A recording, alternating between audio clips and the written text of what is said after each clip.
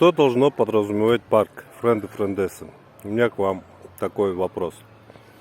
Что такое парк? Я не знаю, что на самом деле, что обозначает это слово, но в моем представлении парк — это зеленая зона.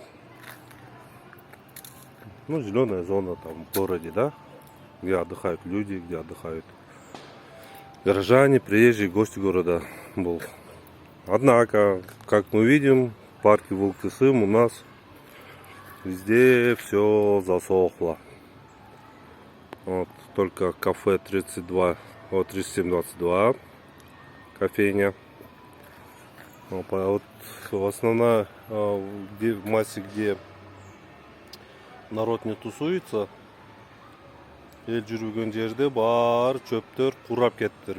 Бул парк деген нерседе мен оюмча да жазында жашыл чөп болуш керек, салкын болуш керек, арыктардан суу агып туруш керек. Бирок биз көрүп аткандай могу аттракциондор жок, адамдар баспаган жерде баары жок саргайып кетиптир. Бизе парктын центральный зонасы да көбүнчө аттракциондор бар, адамдар жүргөн жерде чөп анча мынча жашыл, көп эмес, бирок жашыл. Ушул жерде дале саргайып турат чөптөр. Тиги жакта бабыс эле чөп курап кетиптир.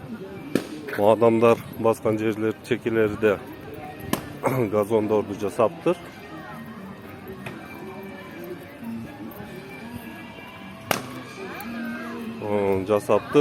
Бул жакты сугарып атыптыр. Здесь видно, что поливают, идет орошение, поэтому трава более-менее зеленая.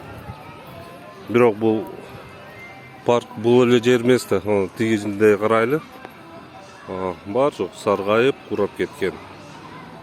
Ушуну кандайдыр ушу суу жана кылса, жашыл болуп турса, адамдар ошол жактарга да барып отурса, эс алса, кандай болот эле дейм да. Парк бул эки эле дорожка эмес да, могу фонтан менен.